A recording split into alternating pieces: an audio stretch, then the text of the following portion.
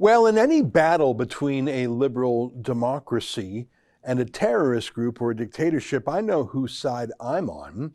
That's why I rooted for Hong Kong against communist China. While I still love little Taiwan, I'm not ethnically related to the Taiwanese or the Hong Kongese in any way. I just know the good guys from the bad guys. I feel the same way about Israel. I have a special connection and affection as a Jew, but I think, I would certainly like to think that even if I were not Jewish, and even if I had never visited the place, I would still stand up for Israel against the Hamas terrorist group, an explicitly anti-Semitic organization that can best be understood as a modern reincarnation of the Nazi Party. If you read their charter, you can see they explicitly want to kill not just Israelis, but Jews. They don't want to have some sort of rapprochement or New Deal with Israel. They want to utterly destroy it and exterminate it. It is language reminiscent of Hitler's Mein Kampf. That's my view, and I hate to see the violence and that war pop up here in Canada and some of the violent protests we saw throughout the country on the weekend. Of course, it's a minor point to note that police certainly didn't enforce anti-gathering lockdown laws, mask laws, social distancing laws against those folks. Meanwhile, they were locking down churches and arresting pastors. But one of the most interesting things that probably escaped much notice because it's behind the scenes is an open letter to Canadian newsrooms on covering Israel-Palestine. And this has been signed by more than 1,500 reporters, or those who want to be reporters. And just in the very title there, you know where they're coming from, because the battle is between the Hamas terrorist group and Israel, but it's immediately being recast as a battle between Israel and Palestine. Let me just read a few lines from this open letter to you. The Middle East is complicated. We need to hear both sides. Everyone has a lot of emotions about this. These are just some of the excuses news editors have provided to Canadian journalists trying to cover the escalating violence against Palestinians.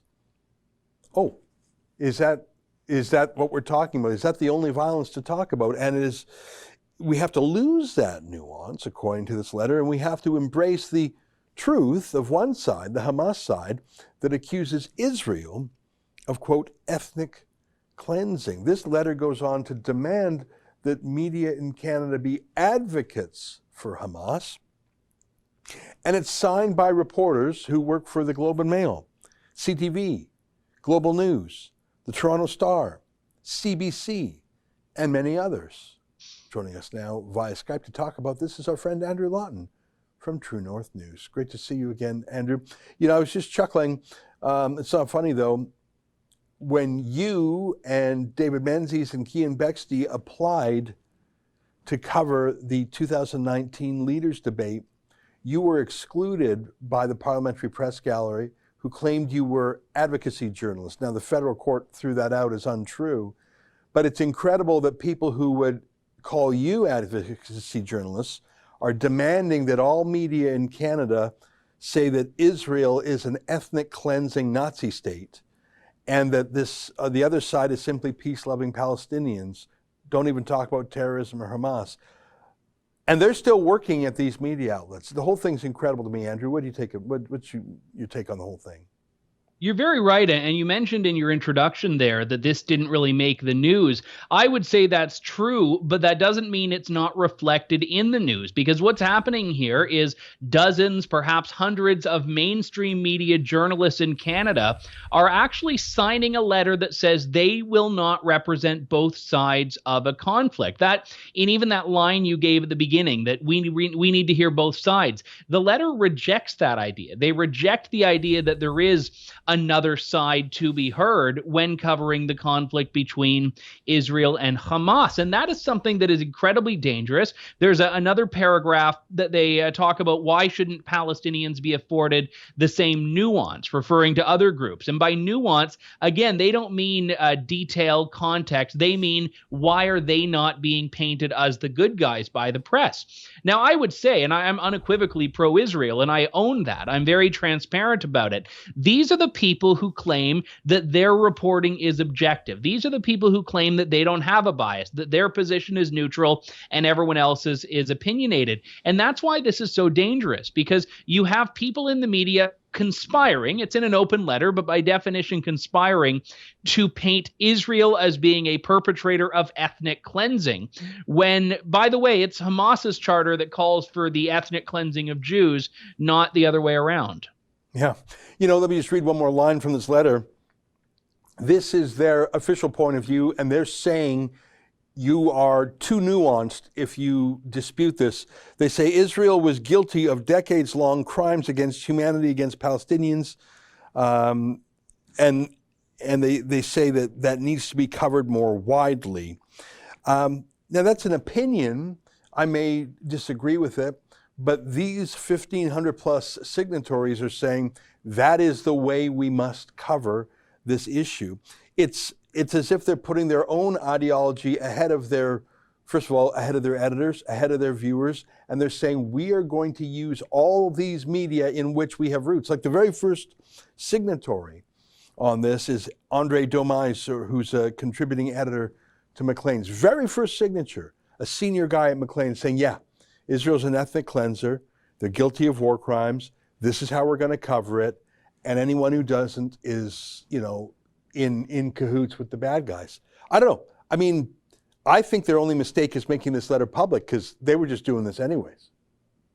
Yeah, that's the whole thing. Now they've been very transparent, and I guess we can be grateful about that fact if there were actually attention being brought about to this by people other than you and me. But the reality is that with Andre Domise, I'm not as concerned. He's a columnist. He's opinionated. Everyone knows where he stands on this. It's all of the people who hold themselves up as the arbiters of truth and neutrality that I take issue with. There are, I think, about 24 from CBC that have identified themselves as being with CBC, numerous others from the Globe, Global, CTV, lots from the Toronto Star.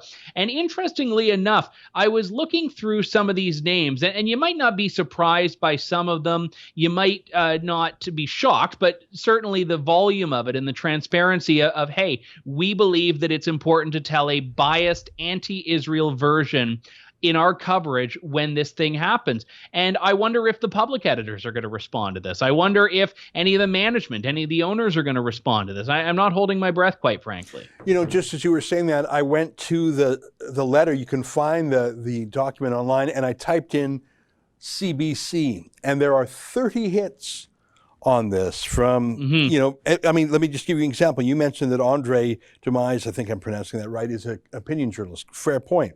Well, Matthew Amha is with CBC News. Jody Porter is a CBC reporter. Latifa Abdin is a producer with CBC News Network. Peter Ash is a senior researcher. I'm just reading these. Andrea Selinger, producer. Beza Saif, senior producer, radio.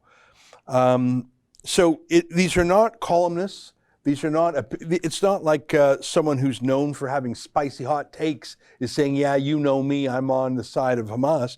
These are people within the bowels of the organization that are tweaking things. Researchers. Tanis Fowler, editor, CBC News. Vivian Tabar, CBC. I won't read them all. There are literally 30 CBCers alone. I shouldn't be picking on the CBC. You should guess the CBC. But there's Globe and Mail people here. There's Toronto Star people. I don't know. How can you... on the one hand, I'm glad they're outing themselves, but I think they should... everything these people touch should be labeled opinion now. Like if they're saying... we believe there's ethnic cleansing. We believe this is an apartheid racist state. We believe that there's decades-long crimes against humanity, and that's how we're going to cover it. All right. But I don't think you can then say, no, I'm just a neutral reporter now. I think what their work should be labeled commentary, and if it's at the state broadcaster, I mean, they have to say, well, I think we have an even larger interest. That's an excerpt from my daily show, The Ezra Levant Show. Every day I do a monologue on the news of the day, then I interview an interesting guest, and then I read my hate mail. You gotta subscribe. Go to rebelnews.com.